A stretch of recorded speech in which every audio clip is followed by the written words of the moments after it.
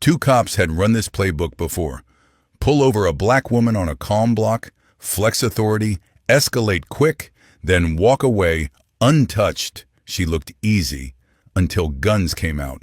She didn't fold. She reacted fast. In a heartbeat, the power flipped.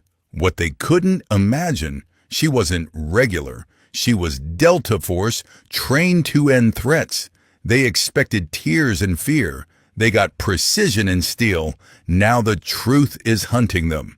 Before we continue, drop where you're watching from and subscribe, because tomorrow's story hits harder. Monica's weathered hands sifted dark soil, feeling each grain. Late sun warmed her shoulders as she worked her backyard beds, breathing in earth and green life. Peace, she fought, years to earn. Behind a modest two-story in a quiet black neighborhood, her garden became sanctuary. She planted tomatoes at the perfect depth, hearing Grandma's voice. Not too deep, baby. Roots need balance. Ms. Lorraine, the elderly neighbor, called over the fence. Those tomatoes thriving, Monica? Yes, ma'am, Monica answered, wiping sweat. Big harvest this summer. I'll bring you some. Promise. Bless you, child, Lorraine said, softer now. Seeing you out here reminds me of old days, victory gardens, folks sharing. Monica nodded, understanding the ache behind the nostalgia. She checked cucumber vines climbing their trellis, guiding tender stems. Hands once built for lethal work, now coaxed growth. The irony sat heavy. Same fingers that ended lives now protected them. A breeze rattled oak leaves above her. Monica closed her eyes, letting the sound replace memories. No rotor blades, no incoming fire, no screaming radios, just birds, mowers, and kids laughing down street. She drank from a bottle and surveyed neat rows and clean paths. Order and discipline remained, military habits repurposed. Now, precision served seedlings, not targets. Her calm looked ordinary, but it wasn't. Her phone buzzed, 2:30 p.m., pickup reminder. Monica gathered tools, returning each to its place in an old toolbox, gifted by her sister years ago before cancer stole her. She cleaned up with exact, efficient motions, muscle memory in every gesture. Gloves off, soil brushed away, hung on the shed hook. Routine grounded her, anchoring her mind in the present. Inside, she scrubbed her hands at the sink until the water ran clear. The house was quiet, fridge humming, clock ticking. Peace like this once felt impossible after years of chaos. Monica caught her reflection in the window. Gray threads in dark hair, lines at the eyes, pain and laughter both. Yet her posture stayed straight, controlled, like training refused to release her. She grabbed keys from the hook, house, shed, and her old truck, simple symbols of a new life. The screen door creaked. Monica noted it. Oil the hinge later, like any normal day. Her faded blue pickup waited in the driveway, honest, about age but dependable. She chose it because it was forgettable, nothing tactical, nothing loud. She climbed in, neighborhood quiet at this hour. Down the street, Mr. Ellis watered his lawn and waved. Monica waved back, savoring the normalcy. The truck groaned as she shut the door. Then she rolled toward the high school. Students poured out as she pulled up. She spotted Jada immediately, bright yellow backpack, braids bouncing. Jada grinned and jogged over, sliding into the passenger seat like the world was safe. "Hey, Auntie," Jada said, buckling in. "You smell like dirt again." Monica smirked. "That's honest work, unlike your chemistry test." Jada groaned. "Can we not?" Monica teased her through traffic. "I was thinking spicy chicken stir-fry. Your favorite." Están las... Jada lit up. With snap peas from the garden? Maybe, depending on that test, Monica warned. Jada scrolled messages, protesting she'd studied. Monica laughed, turning onto Maple Street. Then Jada's voice tightened. Auntie, there's a cop behind us. Monica checked the mirror. Too close. Lights flashed. Monica signaled and pulled over smoothly, stopping near an old house 2 blocks from home. Engine off, hands visible on the wheel. Calm face, heart speeding beneath it. 2 officers approached, 1 on each side. Driver's side cop, older white man, hard-eyed swagger. His badge read SGT, Travis Harlan. He tapped the window with a flashlight, impatient. License and registration, Harlan snapped. Monica kept her voice steady. May I ask why I'm being stopped, officer? He leaned closer. I said license and registration. The rookie watched silently. Monica moved slowly toward the glove box. I'm getting my registration now, Harlan sneered. You people always gotta talk. His hand rested near his weapon. Jada quietly started recording. Monica added, My license is in my back pocket. I'm reaching for it. Harlan cut her off. Step out of the vehicle. Aggressive. Sudden. Monica blinked. What's the reason? Reason? Harlan mocked. Suspicious behavior. Possible drug trafficking. Jada spoke up, shaking. We're 2 blocks from home. You followed us 30 seconds. Monica warned, Jada, quiet. Monica asked for a supervisor. Harlan's face darkened. He grabbed her arm. Playing lawyer? Monica's voice dropped low. Take your hands off me. This stop is illegal and you know it. Harlan yanked harder, reaching for his gun. Rourke, get the girl! The younger officer, Evan Rourke, hesitated, moving toward Jada. Jada raised her phone openly. Don't touch her, Monica warned. Harlan shouted, Put that phone down! Jada fired back, trembling, but firm. That's evidence tampering. This is assault. Harlan's rage peaked. He drew his pistol and yelled, She's reaching! A shot cracked the air. Time slowed. Monica moved on instinct, years of training snapping into place. She twisted offline, seized Harlan's wrist, struck his elbow, weapon clattering to pavement. Monica flowed out of the truck, using his momentum to flip him hard onto his back. Braith whooshed from him. In one clean motion, his gun was in her hands. Jada, down! She commanded. Another officer rushed around the hood, weapon up. Monica fired 2 precise shots, each into a thigh, disabling without killing. Both men collapsed screaming. Rourke froze, hand hovering near his holster. Don't! Monica warned, voice like iron. Rourke's hand dropped. The whole exchange took seconds. Monica kept her aim steady. Jada, come to me! Stay low! Jada scrambled behind her, shaking.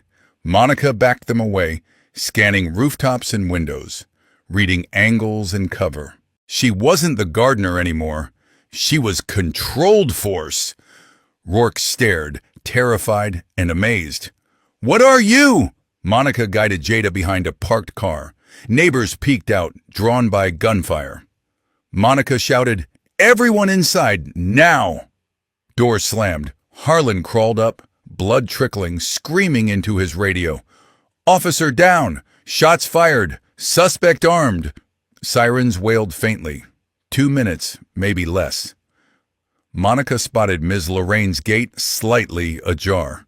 The old woman always left it unlocked for afternoon walks. When I say run, Monica told Jada, go through Ms. Lorraine's yard. Take the back alley.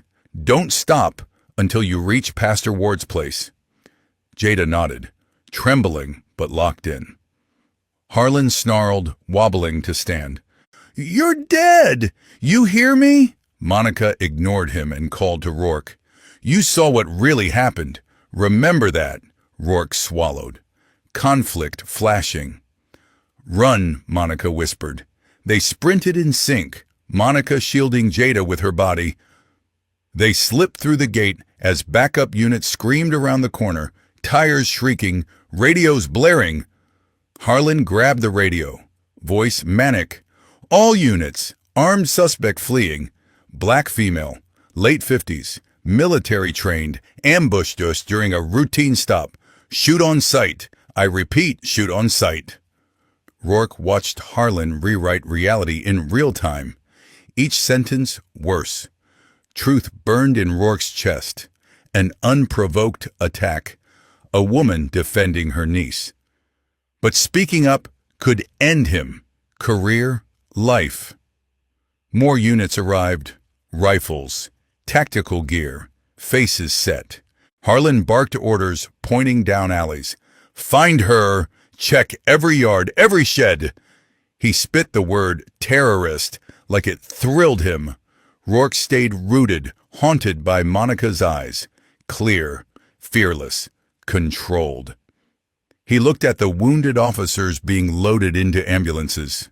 The shots were painful, brutal, yet expertly placed to spare arteries. She could have ended them. She didn't. That restraint didn't fit the story Harlan was selling. Harlan snapped at Rourke, dragging him into the hunt. Rourke touched his body cam, wondering what it held and cost. Monica and Jada huddled in Pastor Lennox Ward's church basement. Sirens muffled above. Jada shook on an old couch, phone still in hand. Monica stood at a small window, scanning for movement. Pastor Ward came down with tea. They're going door to door, he whispered. But church sanctuary still matters. Somewhat. Monica accepted a cup but didn't drink. Her posture stayed rigid, ready. Jada stared at her aunt like she'd met a stranger. The quiet gardener had become something else. Dangerous, precise. Who are you? Jada asked, barely audible. Monica's shoulders sagged with old secrets.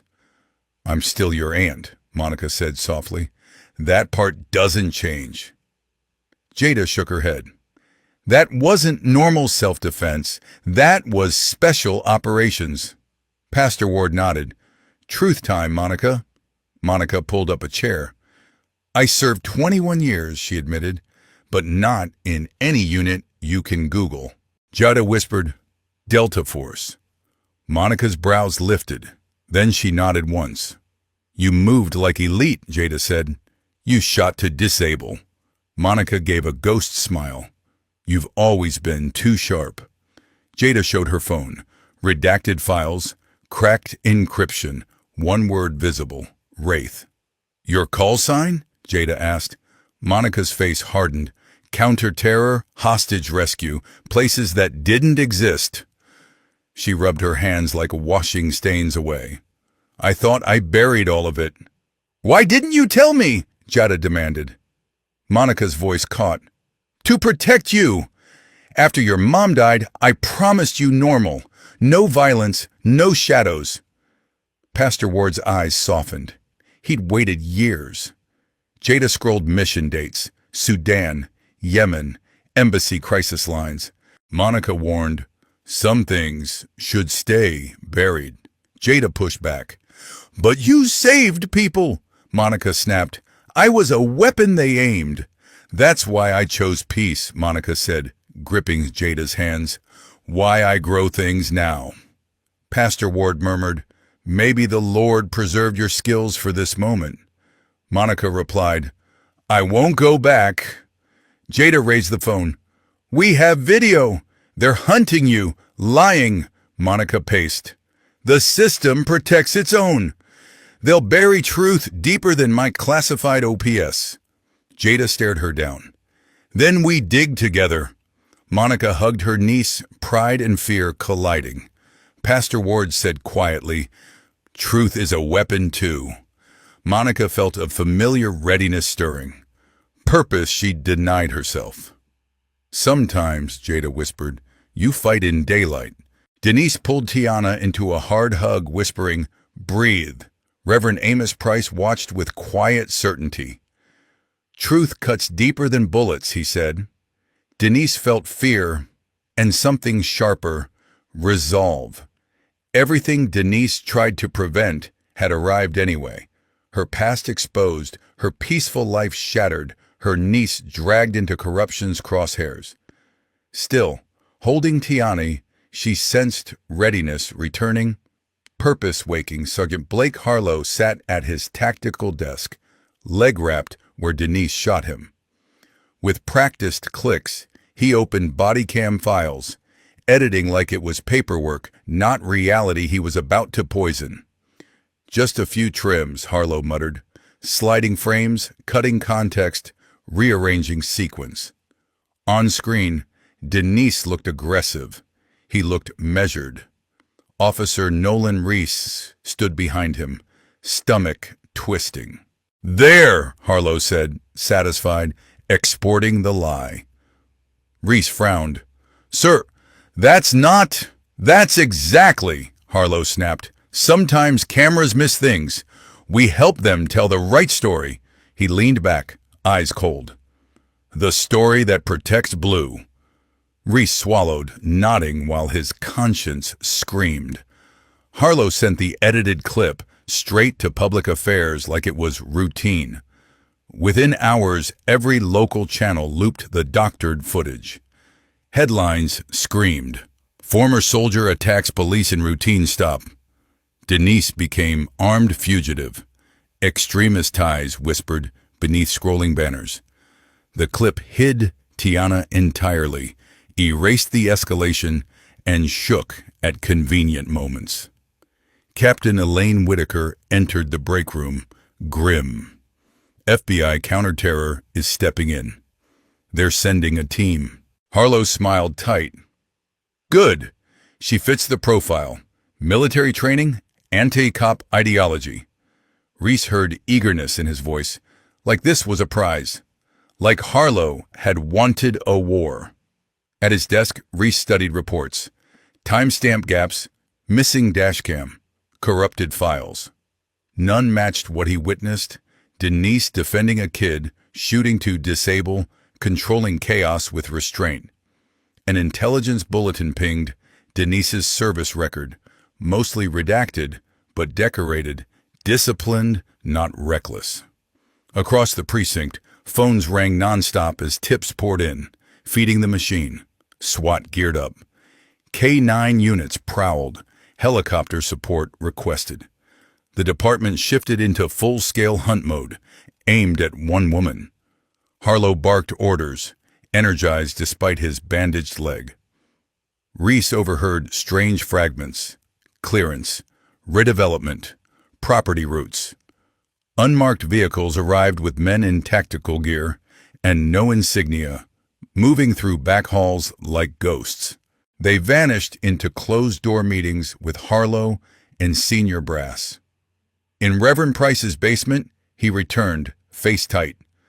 "They're mobilizing everything, local, federal, surveillance, treating it like counter-terror." Denise stood rigid by the small window. "They're not just coming for me," she said. "They're using me," Price nodded. "This goes beyond a bad stop.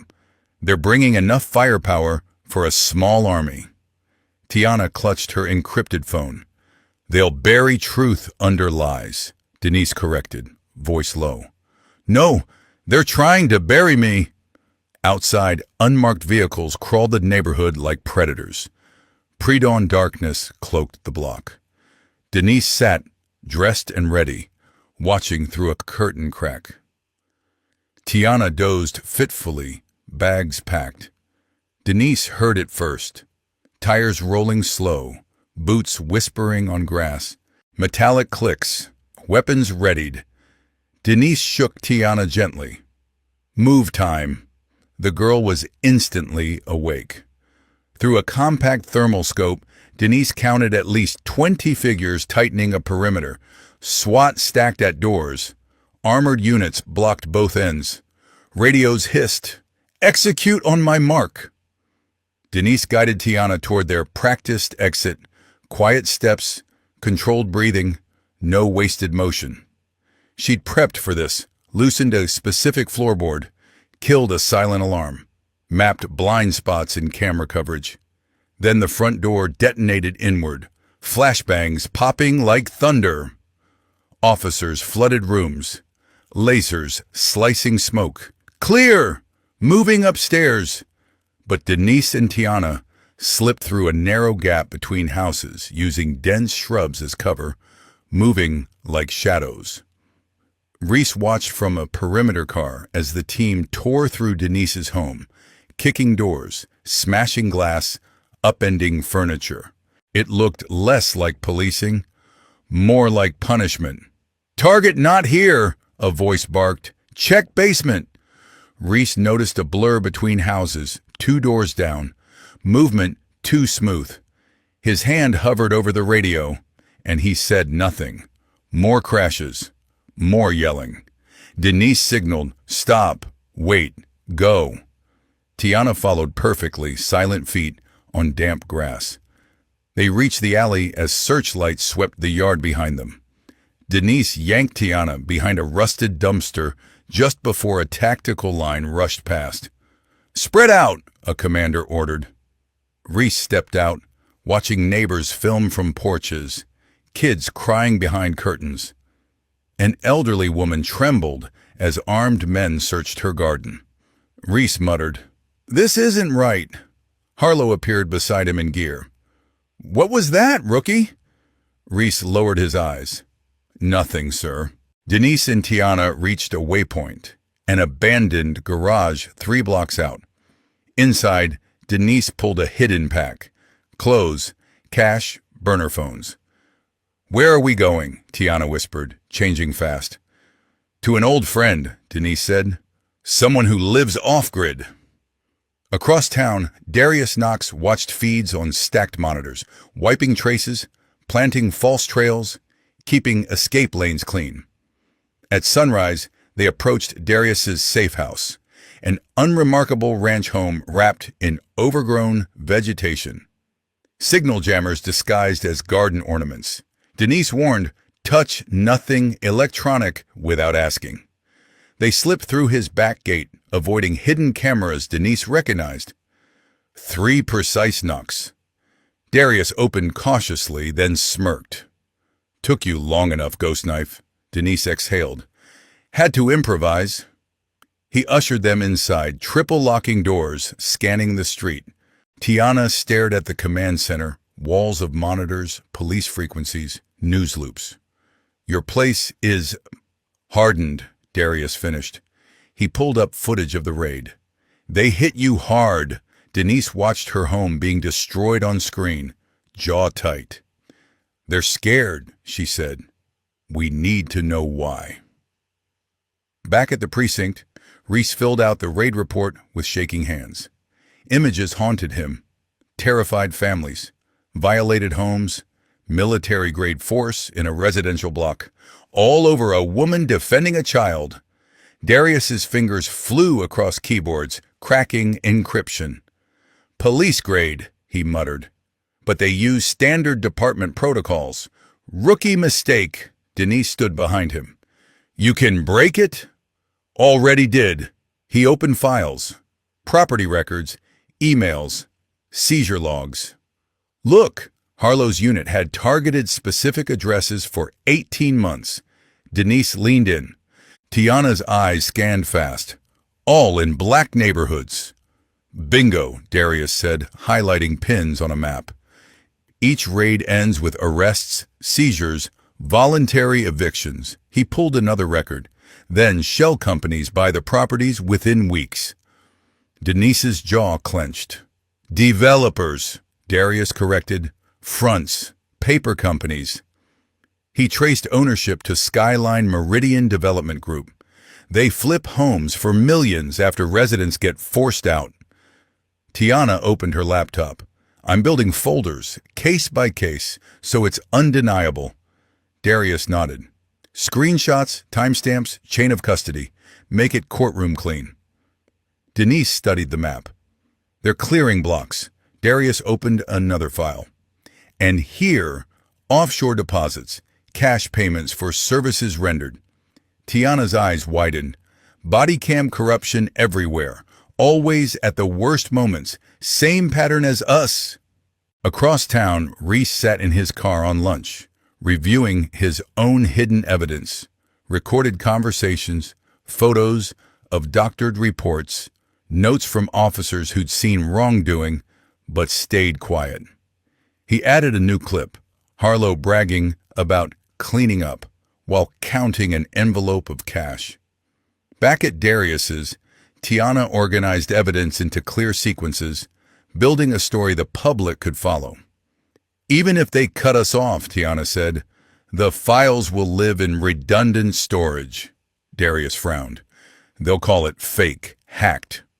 Denise nodded. That's why we need live witnesses, real faces, real voices. Tiana pulled up the city website. Council meeting next Thursday, broadcast live, streamed everywhere. Darius checked details. Perfect. The mayor's pushing redevelopment. All the power players will be there. Denise's eyes narrowed. Harlow always runs security. Darius warned, they'll try to kill the stream, cut power, jam signals. Tiana held up flash drives.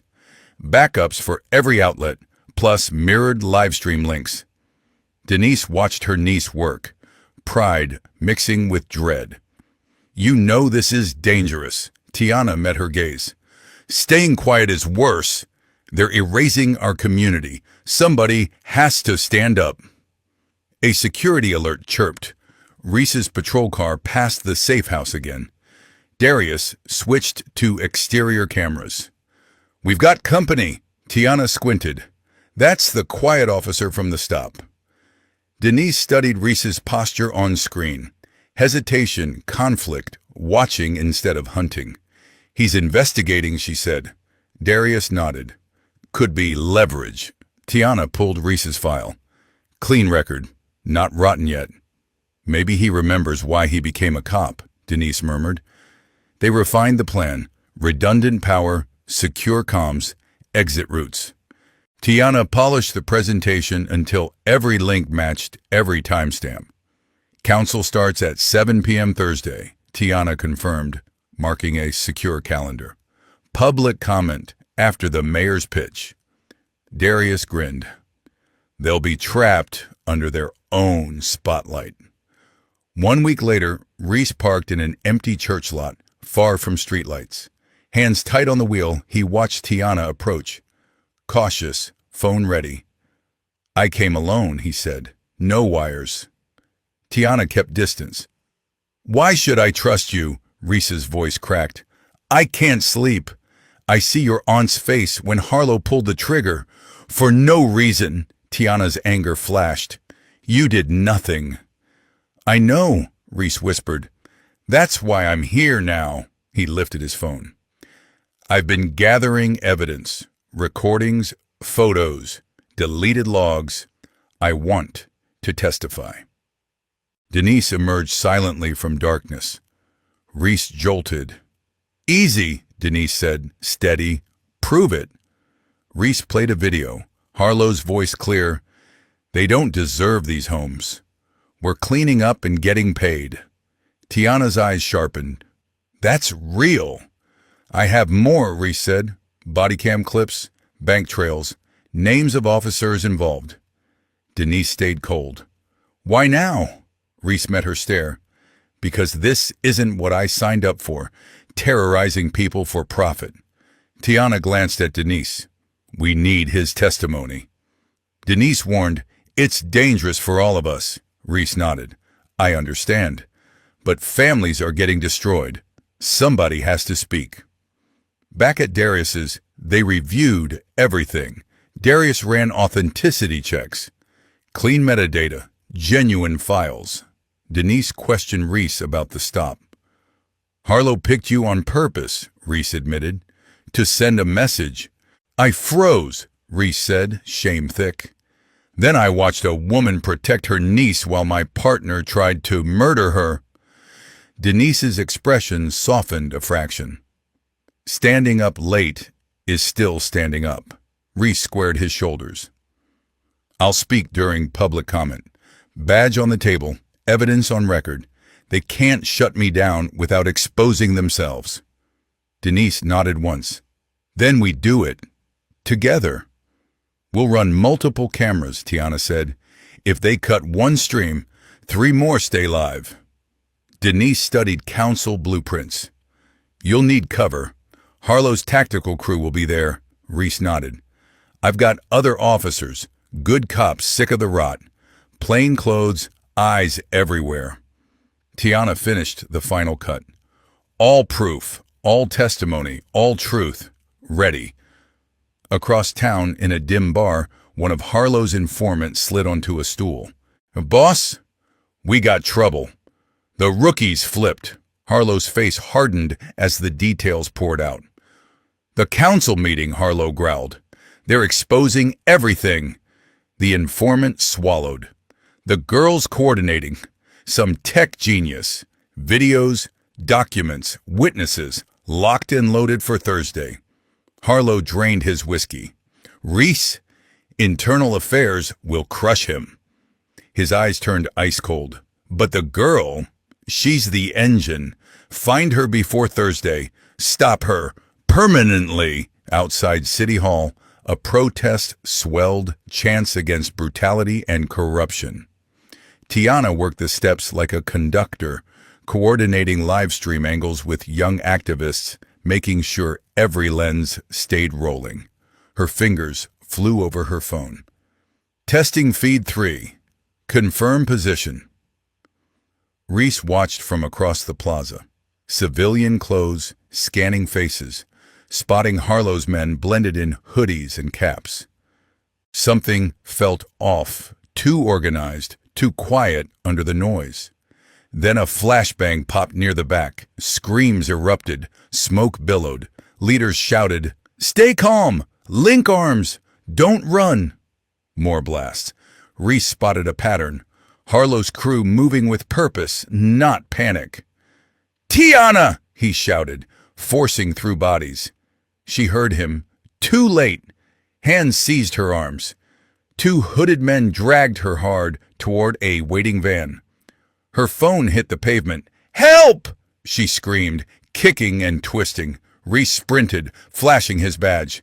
"Police! Let her go!" 3 officers from Harlow's unit blocked him. One gripped his arm, another yanked the badge away.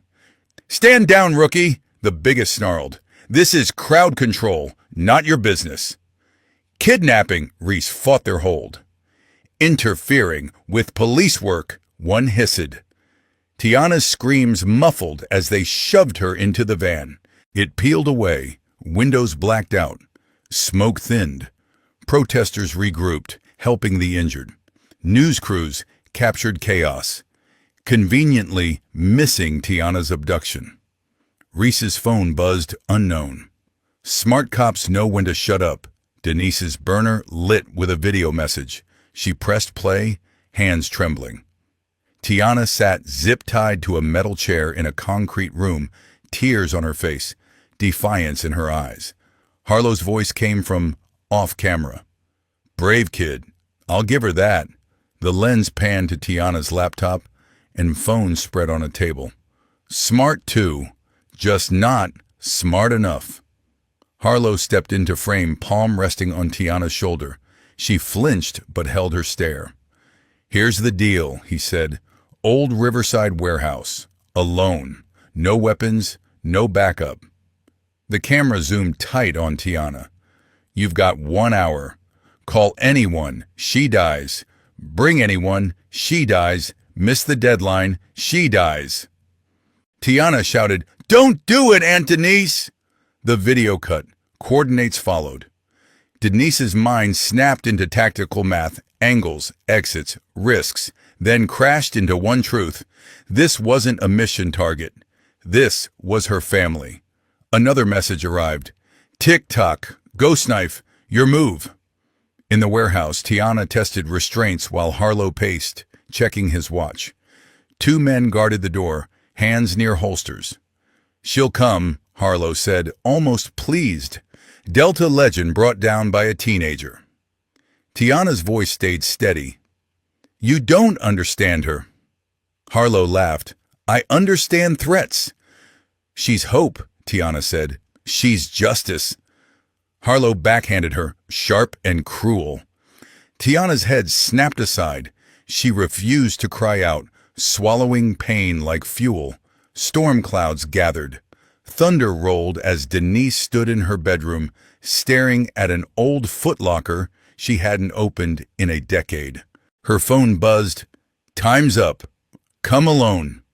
Denise closed her eyes, remembering Tiana as a baby, tiny fingers wrapped around her late sister's hand, and the promise Denise made in that hospital room. Protect her, no matter what.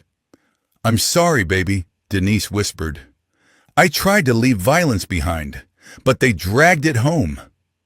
She unlocked the footlocker, kneeling as familiar gear stared back like accusation. Gun oil and canvas hit her like a memory grenade. The vest, pristine despite years, seemed to judge her. I led raids like that, she murmured. Kicked doors. Never asked who suffered. Guilt crushed down. Families shattered for objectives, children terrified by boots and flashbangs. Now Tiana paid the price for Denise's hiding. I should have been ready, she breathed. A knock interrupted her spiral. Reverend Amos Price's voice carried through the door. Sister Denise, may I come in? It's open, she said, still on the floor beside the locker. He entered quietly, concern softening his usual authority. The open footlocker. Denise's haunted stare. Gear laid out with mechanical precision. I failed her, Denise rasped. I made her vulnerable. Price sat by the bed, leaning forward. You protected her with love, the only way you knew. Denise clenched a tactical glove. Love isn't enough against men like Harlow. Price surprised her. Maybe you stayed sharp for a reason, not just for Tiana? He gestured towards sirens beyond the window. How many families live one stop away from tragedy? The rot runs deeper than one cop, Price said. Denise shook her head. I can't fix the system. I'm trying to save my niece. Price's eyes held firm. You can save more than her. Denise rose, slowly, her military bearing sliding back on like armor. She lifted the vest, weight settling across her shoulders. I swore an oath once, she said. Enemies, foreign and domestic. Some oaths don't expire, Price replied. Denise moved with purpose. Tactical pants, boots, cinched tight, pads strapped, belt loaded with specialized pouches, each piece carrying midnight memories. She checked a sidearm, then paused. They called me Ghost Knife, she told him. Not because I loved killing, because I delivered judgment with precision. Price asked, what does Harlow deserve? Denise clicked a magazine home. He gets one chance to surrender Tiana unharmed. She secured a backup tool at her ankle. If he refuses, he learns why they feared that name. Price's hand settled, heavy, on her shoulder. Do what must be done. But remember, this isn't vengeance. Denise nodded. Justice. Real justice. For Tiana and every victim he created. She fitted an earpiece, eyes hardening. This ends tonight. Harlow and the system he represents. In the mirror, the quiet gardener vanished. A warrior remained, older, calmer, dangerous. Rain turned streets into reflections as Denise moved through the abandoned warehouse district like a shadow. Her radio crackled softly. Reese whispered, East Side cameras looped. 20 minutes till shift change. Denise barely moved her lips. Copy. Reese had chosen his side, feeding intel from inside the corruption, help that could cost him everything. Denise pressed to brick, watching two sloppy guards pass. Loud talk. Careless weapon handling. Not pros, just badge-wearing thugs. Denise waited, then flowed after them. The side door lock surrendered in seconds to her picks, silent as breath. Inside smelled of rust and damp. Catwalks crisscrossed overhead. Old machines cast jagged shadows under emergency lighting. Reese updated. 3 hostels ground floor, 2 upstairs. Tiana's in foreman office. Denise lifted a tranquilizer tool. No killing, unless forced. The first guard never saw her. One hand sealed his mouth. A dart found his neck. She lowered him gently to the concrete. The second guard faced away, scrolling his phone. Amateur. A dart hit shoulder. He slumped against a beam, eyes rolling. Reese whispered, "B7 camera clear, but hurry, they're getting jumpy." Denise climbed metal stairs, fluid and precise, checking corners, reading shadows, controlling breathing. The third guard dropped quietly. A voice echoed above. "Johnson, you see anything down there?" Denise flattened against the wall, breath invisible. Footsteps neared the railing. The guard leaned over, squinting. "Johnson?" Denise's hand shot up, gripping his vest, yanking him over the edge. They fell. Denise twisted midair, letting him take impact. A strike to his temple finished it. Reese warned, "Last guard suspicious, heading your way." Denise melted beneath the stairwell. The final guard descended, weapon drawn, checking angles like he'd trained. Still, Denise trained higher. As he passed, she locked a perfect choke, riding his struggle until unconsciousness claimed him. "Guards down," Denise whispered. Reese hesitated. Harlow's still with Tiana, on the phone, nervous. Denise moved faster now. The foreman office glowed at the end of the catwalk. Through grimy glass, she saw 2 figures, one seated, small, restrained, one pacing, armed. Denise finally saw Tiana, bruised cheek, eyes sharp, tracking Harlow with cold defiance. Pride surged. Harlow barked into his phone. "This is too hot. I want extraction now. I don't care." He turned toward the window. Denise ducked low, heart pounding with controlled fury at Tiana's bruise. Every instinct screamed to breach and end him. Delta discipline held her back. Emotion ruins precision. Denise slowed her breathing, sharpening into ice. Reese's voice came urgent. "Vehicles approaching, backup incoming." Denise checked her watch, her window shrinking. Inside, Harlow's panic rose. She's not like the others. She's military, professional. Denise murmured, "Too late," and positioned beside the door. She keyed her mic. "Reese, if this turns bad, make sure the truth hits daylight. Everything." Reese replied, firm and shaken, "It won't. You've got this, Commander." Denise allowed a grim half-smile. Time to remind Harlow why they feared Ghost Knife. She set her stance. Angle, leverage, cover. Then breathed once, steady as stone, ready to breach. Denise eased the lock with handmade picks, tools built from memory of 100 silent entries. The heavy door opened without a whisper. Darkness wrapped the corridor like cloth. Her eyes adapted instantly. Crates and rusted machines formed a maze. Her sound-dampened boots kissed concrete without noise. A guard leaned on a wall, phone glowing. Denise crossed the distance and cut his air, quietly. 2 more guards patrolled with lazy flashlight arcs. Denise spotted a broom handle, tested balance, then struck, knees first, breath second, dropping one as her elbow folded the other in half. A third guard turned, startled. Denise hurled the handle to distract, then whipped off her belt, snaring his wrist mid-draw and slamming his face into metal with surgical violence. 3 down, Denise heard voices beyond a door. 3 men joking like it was a game. She grabbed a short length of rebar. Deep breath, center. Then she burst in, fast, decisive. The first man barely rose before rebar cracked collarbone and sternum. The second squared up, trained stance, but Denise moved cleaner, throwing him into shelving that tore loose and buried him. The third drew a knife, slashing wild. Denise caught the arm, twisted into a lock, slammed him into a mounted extinguisher, then ended the fight with a brutal strike that dropped him cold. A cut above her eye bled. She ignored it. On a security monitor, she spotted Tiana, caged, restrained 2 floors up, west side. Denise moved again, neutralizing 2 more guards like a whisper. Each takedown was textbook.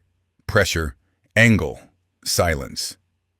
She reached the storage zone, heavy metal cage in the next room. Tiana sat, handcuffed, bruised, eyes blazing when she saw Denise. Denise picked the industrial lock in seconds. The door creaked open. Then overhead lights snapped off. Emergency red glow bled across the room. Slow applause echoed. A spotlight snapped on. Harlow stepped from shadow, pistol steady on Denise's chest. "Impressive, Commander," he said, smiling thin. "But you brought fists to a gunfight." Denise shifted between him and Tiana. "I brought justice." Silence stretched tight. Harlow's finger tightened. The first shot cracked. Denise rolled behind crates as bullets chewed wood. Gunpowder stung the air. Harlow advanced, taunting, "You can't hide forever." Denise's eyes mapped angles, exits, cover. A heavy wrench lay near her boot. She grabbed it, then hurled it left. It smashed shelving with a clang. Harlow flinched, exactly as planned. Denise exploded from cover, closed distance in 3 steps, locked his gun wrist, twisted hard, weapon clattering away. Harlow swung a haymaker. She slipped it and punched his breath out, clean. He fought dirty, knee up, fingers toward eyes. Denise blocked, but he pulled a crackling stun baton, humming like a threat. He swung vicious arcs, forcing her back from Tiana's cage. Harlow jabbed the baton into her ribs. Electric shock ripped through her body. Denise's muscles spasmed. She refused to let go. She turned pain into momentum, driving him into a tight hallway. In the confined space, she used architecture, planted a foot on the wall, and launched a sharp kick that cracked his jaw. Harlow staggered, spitting blood, rage flooding his eyes. The fight spilled into the main bay. Denise read his stance, favoring his left leg. She swept the knee with clinical precision. Cartilage popped. Harlow roared, collapsing, still clawing for control. Near the control room, he landed a lucky strike. Denise slammed into pipes, pain flashing across her back. Harlow surged, hands around her throat, squeezing. "Not so tough now," he hissed. Denise's vision narrowed. Her fingers found a loose cord. She ripped it free, looped it around his neck, and pulled, steady, relentless. Harlow's grip loosened as he clawed at the cord. Denise held pressure, enough to end him if she chose. Revenge tempted. Justice restrained her. She released at the edge of blackout. Harlow collapsed, wheezing, face mottled, alive and terrified. Denise dragged him back toward Tiana. Tiana had worked her restraints loose, hands moving fast on a phone. "You okay?" Denise asked, checking her bruised cheek. "Better than him," Tiana said, grim. Tiana raised Denise's phone, showing a live body cam feed they'd rigged earlier. "We're live. 3, 2, 1. Harlow smirked weakly. "Doesn't matter. The system protects its own." Denise pointed to a blinking red indicator at her collar. "Look again." Tiana added, "Every major outlet, every platform, right now." Harlow's blood drained as he realized the world was watching. Denise leaned close, voice quiet and lethal. "Now you confess. Every bribe, every raid, every family you broke. Harlow's eyes darted like a trapped animal. Then his bravado cracked.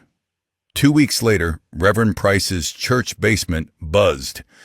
Neighbors packed into folding chairs.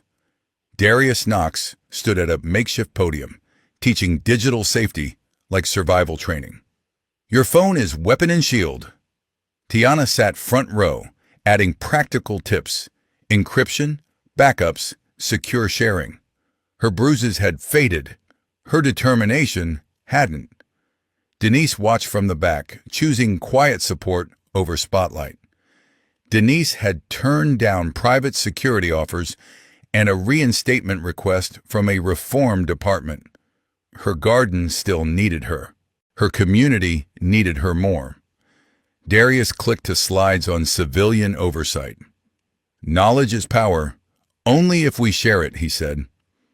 Reverend Price moved through the crowd with coffee and steady encouragement. The church became a community center, legal clinics, self-defense, rights workshops. Reese slipped in wearing civilian clothes, still uneasy without a badge.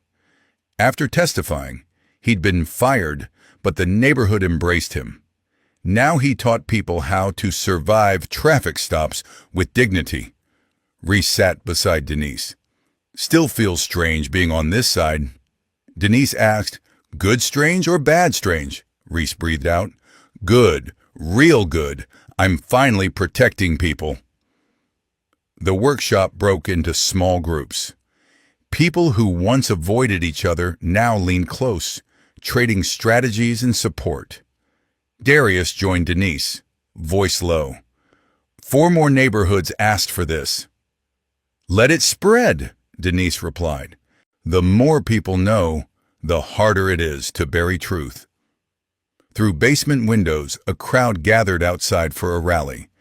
Hand-painted signs propped against cars. Tiana bounded over, laptop under her arm. Livestream setup is ready. We'll broadcast everything. Show what real community power looks like. Denise squeezed her shoulder, pride swelling in her chest. Tiana had built a youth media collective, teaching kids to document safely, protect files, and speak clearly. Reverend Price passed by. Denise asked, how many people today? He smiled. More than ever. Not just our block, Price said. Folks from across the city. Denise corrected softly, we're not done. Outside, families set chairs, shared food. Kids played while adults planned watches and aid. Reese helped set up sound and camera angles, teaching people what to film and how to stay safe.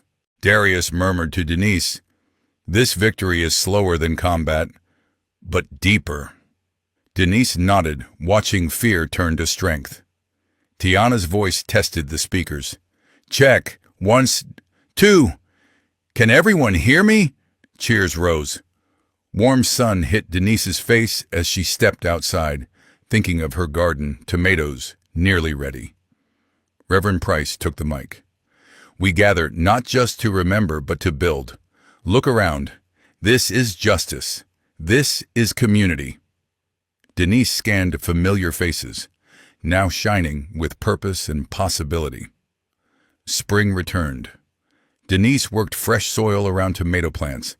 The garden doubled, raised beds packed with kale, peppers, basil, squash. Next door, Tiana's voice carried from the community center. Your phone is your first line of defense, Tiana taught, but your community is your strongest shield. Denise smiled, then felt an old tremor in her hands, a ghost of war rising with memory. She breathed into the present. Cool soil, birds, familiar traffic. Tiana appeared at the fence, concern sharp. You good, Aunt Denise? Denise managed a smile.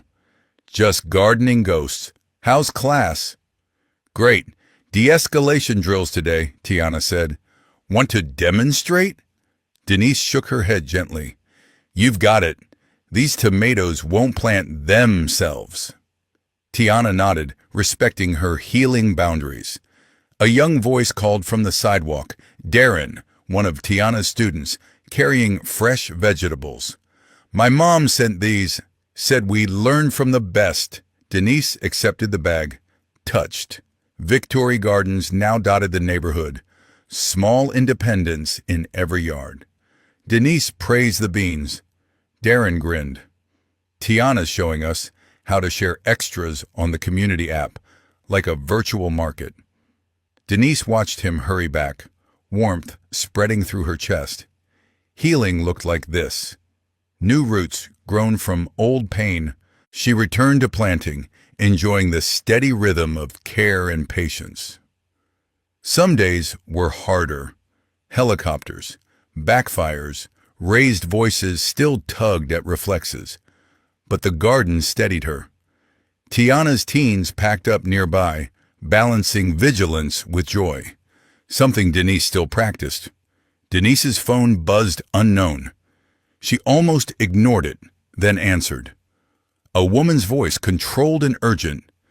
Is this Commander Vance? Denise Vance? We need help in Detroit. It's happening again.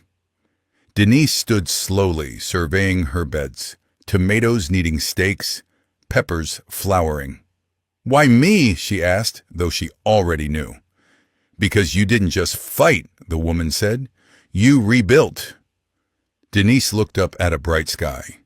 A year ago, she wanted only to disappear. Now she understood peace wasn't isolation.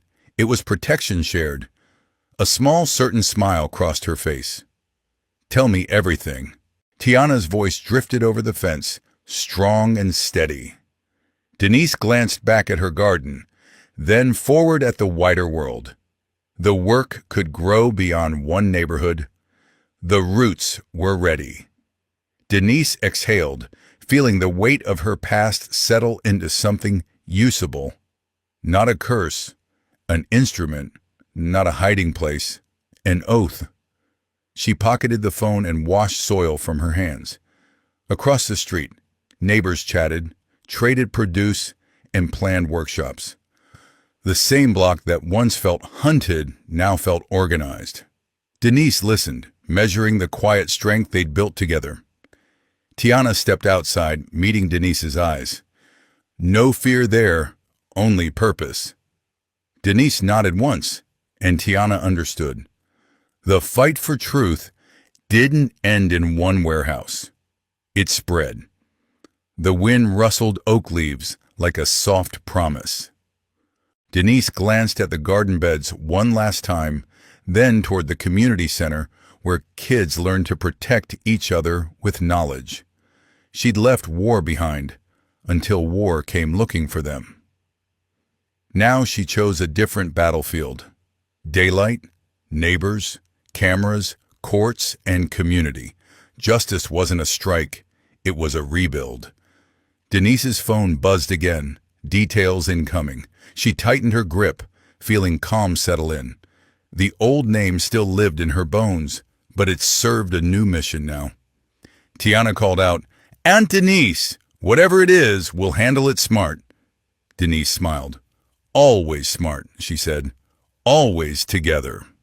Then she stepped forward, ready to help others grow strength. The neighborhood continued behind her. Voices, gardens, plans. Proof that truth can't stay buried when people choose to dig together, plant together, and stand together in the open. Denise looked once more at the tomatoes, nearly ripe, and felt the symbolism land. Growth takes time. Justice does too. But once roots take hold, they're harder to tear out than any lie. She lifted her chin, hearing distant laughter and nearby determination. The story wasn't ending, just widening. Denise Vance, gardener and former Delta operator, chose the next step with clear eyes. If this story moved you, share it and subscribe so you don't miss what's next. I've picked 2 more stories for you. Stay safe, stay sharp, and keep planting truth. Calm is not weakness. It's a lifetime of discipline.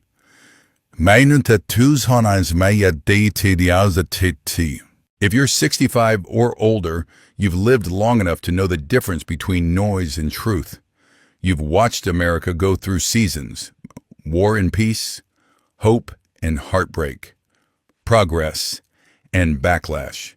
And you've learned one hard reality: the people who survive the longest storms aren't always the loudest. They're the ones who can stay steady when everything is trying to shake them. That's what hits so hard about Denise Vance. This woman, who looked like any other neighbor tending a garden in a quiet black community.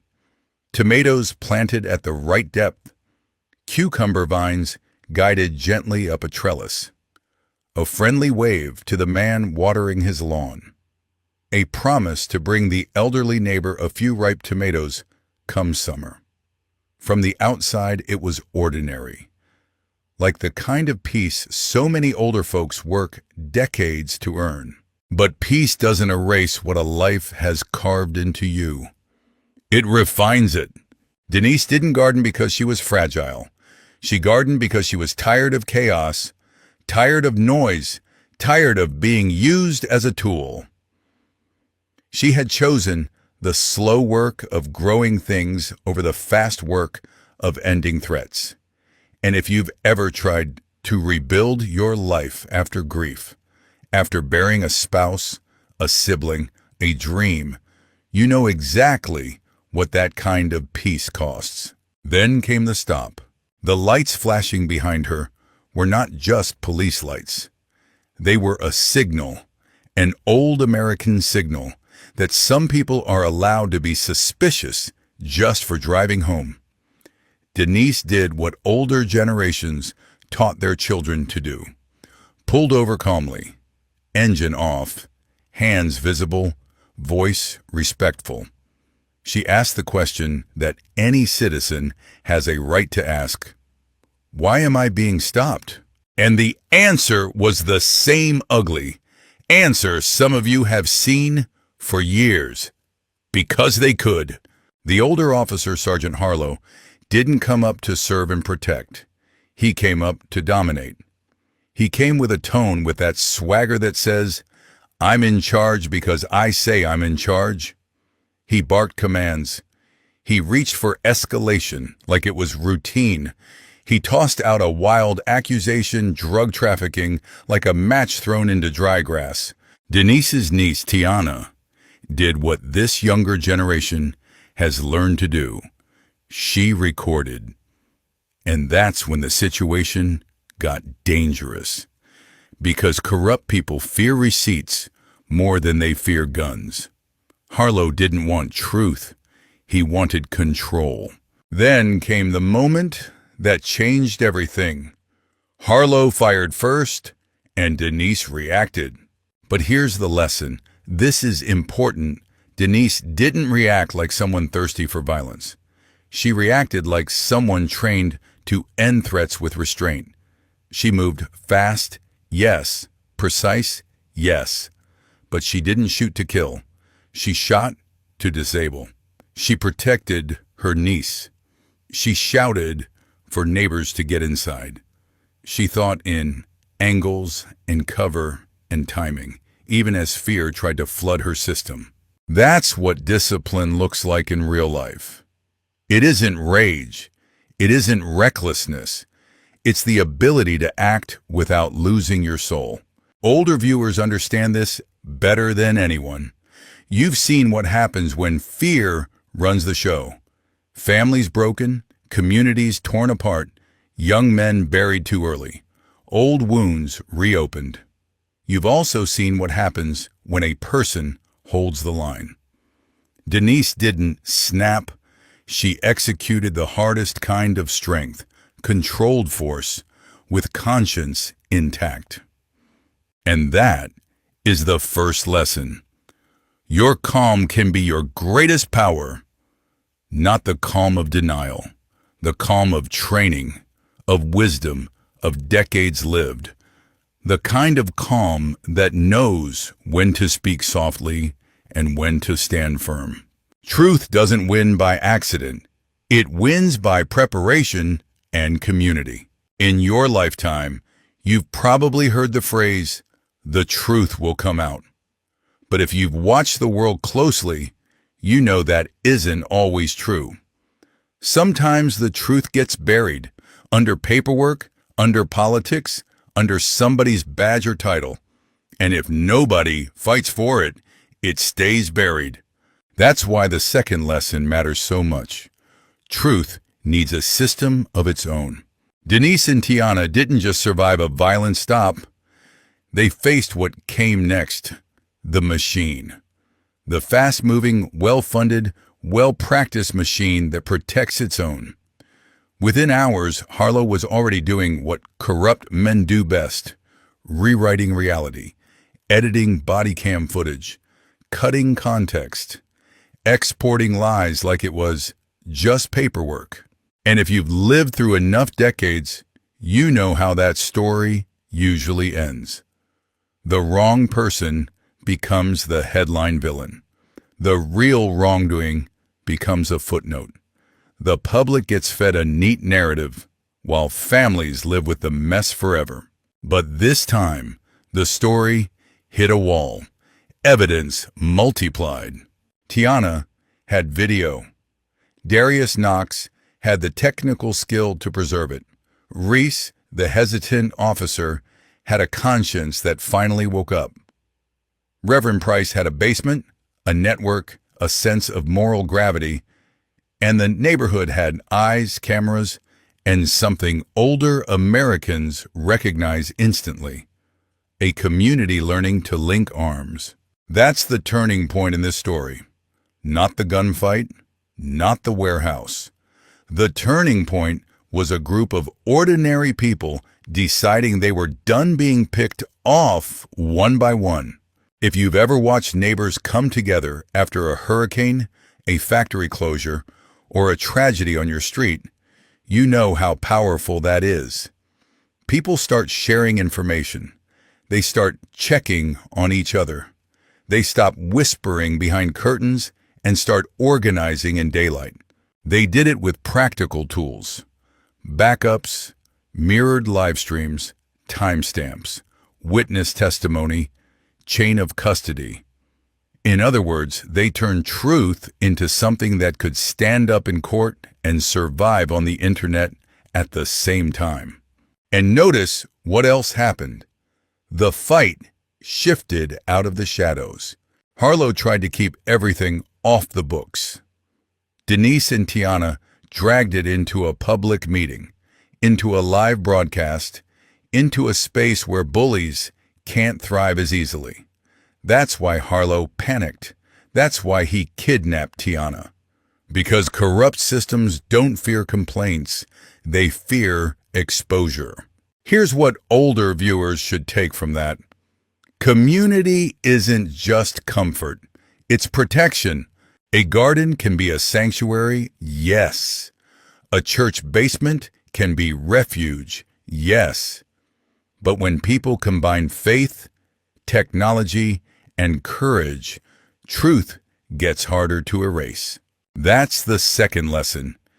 If you want justice, you can't rely on hope alone. You build receipts, you build allies, you build redundancy, and you do it before the machine comes for you, not after. In later life, your past can become a tool, not a prison. By the time you're in your mid-60s or older, you've carried enough history to fill a library. Some of it makes you proud. Some of it still stings. Some of it is the kind of thing you don't talk about at family dinners. Denise carried that kind of history. She wasn't just a woman with skills. She was a woman with regrets about doors kicked in, raids led, families terrified in the name of objectives. And that's a powerful detail because it tells the truth about aging that younger people don't always grasp.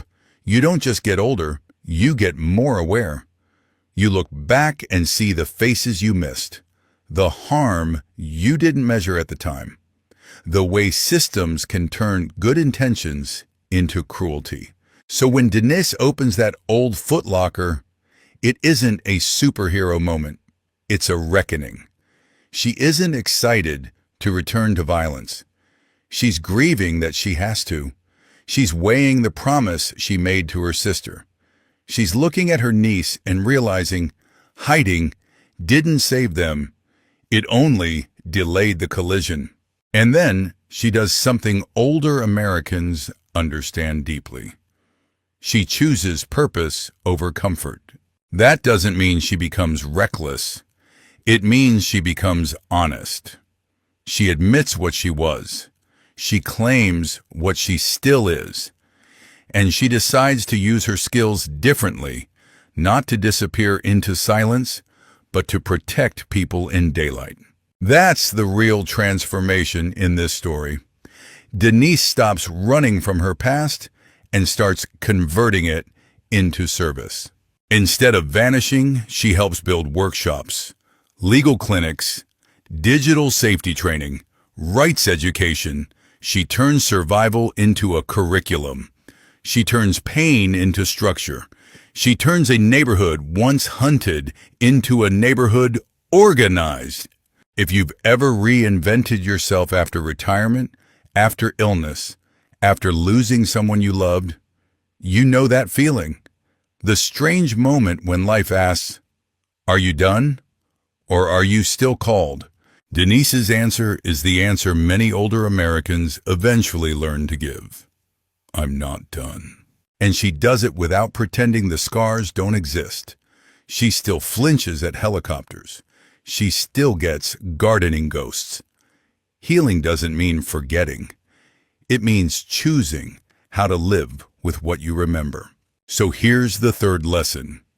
In your later years, your legacy isn't just what you survived, it's what you rebuild. You might not be able to fix every broken system, but you can strengthen the people around you. You can teach the next generation how to stand tall, stay safe, and document the truth. You can plant something that outlasts fear. That's why the image of the tomatoes matters so much. They're almost ripe. They symbolize time, patience, and stubborn life. Justice works the same way. It's slow. It needs tending.